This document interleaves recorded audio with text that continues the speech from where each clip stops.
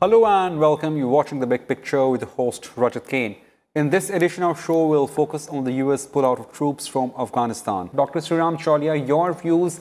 Let's start with, the pullout means for the local government of Afghanistan. What does it mean for President Ashraf Ghani? I'm sorry. Yeah. Well, Rajat, Ashraf Ghani is in a weak position, and his legitimacy is in question. He got re-elected with a very low turnout, or less than 20%, and he continues to play various ethnic factions against each other to try and hang on. There are a lot of divisions in the Afghan elites of the state, and those have really weakened the overall ability of the state to hold ground against the marauding Taliban. And I think from and he's been resisting also giving up power, saying that we must have elections and all those things, and that we can't just share power with Taliban. So the talks in Qatar have also come to a grinding halt, or more or less, and we don't know what this intra-Afghan process will happen. What will happen to it now that the U.S. deadline is very much known? Its writing is on the wall.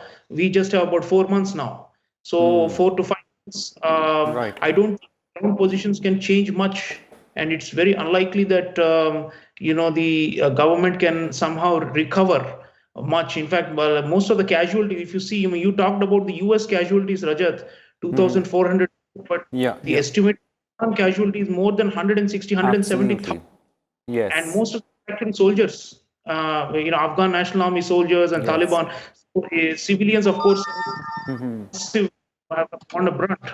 So I guess the Afghan state, is not really in a position to be a proper interlocutor with the Taliban, at least not in terms of ground control. They have some special forces, I would say 20, 30,000, who can hold on to some of the major cities maybe for some time. But the US own intelligence estimate says that, once there is total US withdrawal, it may take no more than 2 years for the state to completely collapse and to cave into the Taliban takeover. So there is that danger, and Taliban will try to extract more concessions in terms of their ideological demands on what kind of post-US state, what kind of society, all their Okay. hardline jihadist demands. They will try to press harder, and they also want more share of power and of resources and of control. So it is looking like, it's looking a bit like South Vietnam, 1975. The Americans leave, South Vietnam collapses, and essentially is assimilated by the North Vietnamese. So it looks like the Afghan state, the elites have to stop their bickering, frankly, and if not now, Okay. then when? The Uzbek, Tajik, and the Pashtun, the three major communities, Yes. if they at loggerheads with each other like this at the elite level, what confidence they can give for the Afghan army or to the civilians. So it's like a low point really for the whole state building process. The Americans, 2001, 20 years, one of the things Ambassador Karju mentioned was it's a defeat for the Americans militarily. But frankly, that is not going to change much of the positions on the ground.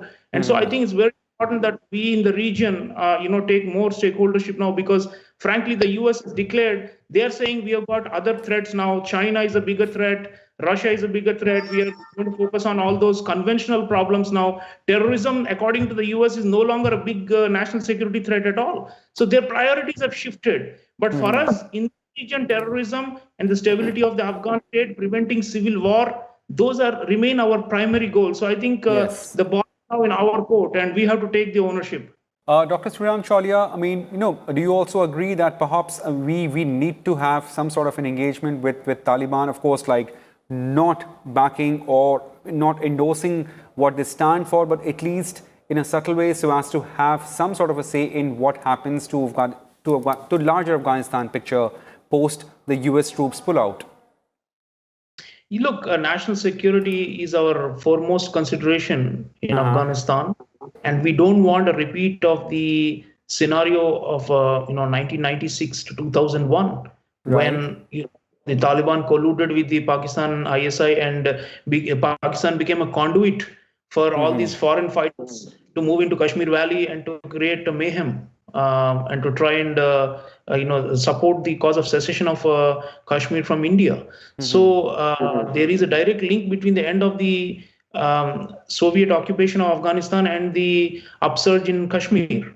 So we don't want now that the US occupation is ending, we don't want a repeat of that scenario, right? So for that, definitely look, there's one view is that the Taliban are not really global in the sense like there's a core of the Taliban leadership which is very Afghan centric and Afghan or Pashtun nationalist or Afghan nationalist, whatever you want to call it.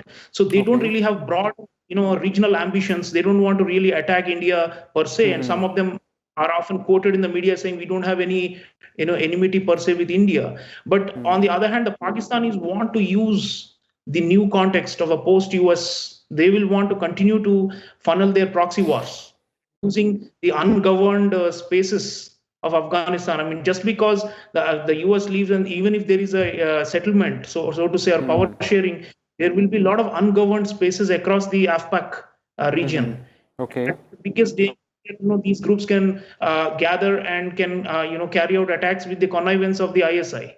So that has to be prevented. So we need to, maintaining contacts with Taliban is one thing, but I think we need to also have a regional understanding with all the players except Pakistan, which is to monitor the movement of these foreign fighters. In fact, Dr. Jaishankar recently, when he was in Tajikistan, at the heart of Asia, he was talking about the need for, he said, there is a collective endeavor. We must all have check these foreign fighters crisscrossing the porous borders and being enabled by these nefarious groups like the ISI. So it's very important that we have to check this movement of jihadists because imagine 20 years they've been fighting. Now suddenly there is no US or NATO forces anymore after 4 or 5 months. Where will they channel their energies? A lot of these fighters, Pakistani, Afghans, Arabs, Chechens, Uzbeks, they're connected to other regional terrorist groups. Jaish-e-Mohammed and Taiba, for example, have got camps there. And they are very closely allied with Haqqani and with Al-Qaeda and with Taliban. So likewise, the movement of Uzbekistan, Hizb ut-Tahrir, all these, the anti-Shia, even the ISIS, so-called ISIS faction in eastern Afghanistan, they are against Iranian interests. Now, all these countries, Iran, Central Asian countries, India, even China, there is a small border between Afghanistan and China in the Wakhan corridor in the far northeast of Afghanistan, direct border. They cannot be assured that the jihadis will not flow across. So there are a lot of externalities. What I was saying earlier, that the US can say there is no threat of a direct attack on US homeland from Afghanistan, and that may be factually correct, the intelligence estimate. But the region is not safe. And so Dr. Jaishankar had this point about double peace. He was saying we need, first of all, a settlement and prevention of civil war inside Afghanistan. But likewise, we in the region, the two are interconnected, which means stopping these transnational terrorist networks from utilizing this post-US scenario. So I think that's where we have to come together. Engaging with Taliban is only one part of things. The other thing is pressure on Pakistan, especially by all the regional players, because otherwise, counting on the US to come in now and then and do some aerial attacks, that's not going to change much. What will change is the Pakistanis, we have to monitor the movements, through satellite and other means, and we have to really impose a cost on Pakistan, the whole region, to say, because of you, the spillover of the Afghan war is affecting all our national securities. So it's very important that we have this like a pincer kind of a thing, and to control and restrain Pakistan, because otherwise what will happen is the ISI, they're already celebrating. They're saying September 11th, the Americans suffered the first blow in 2001.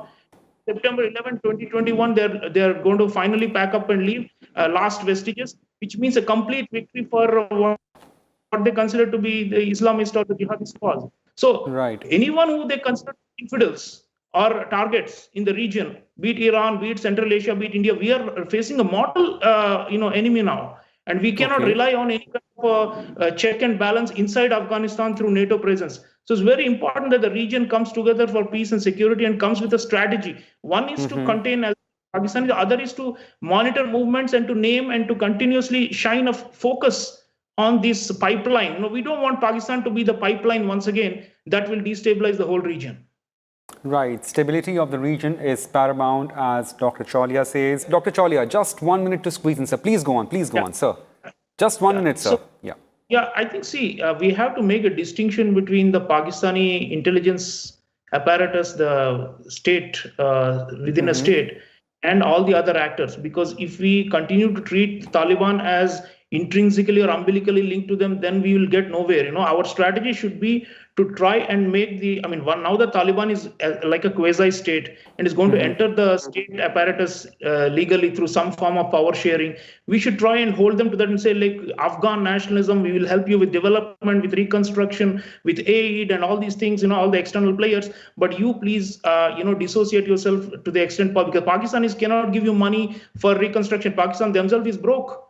They cannot help in Afghan reconstruction of the new state. So there's some leverage there. And the second is, I'm saying we have to deal with the Central Asian jihadist groups, and even the Chinese, for that matter, have to think hard, because with the Xinjiang oppression becoming so global and becoming a red rag to the bull for jihadists, I won't be surprised if post-US Afghanistan starts exporting jihadists into the Chinese territory.